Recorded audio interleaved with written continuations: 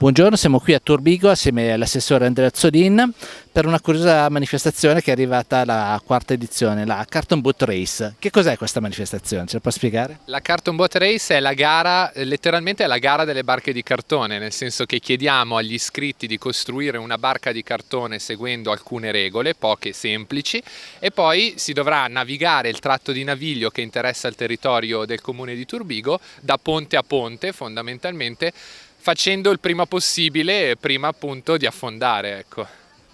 Come vi è venuta questa idea? Ma allora è un'idea nata 4 anni fa dall'amministrazione comunale, appunto. L'idea, volevamo trovare un modo per fare un po' rivivere il nostro naviglio, perché comunque il passaggio del naviglio grande da sempre interessa il nostro territorio, è un po' un fiore all'occhiello.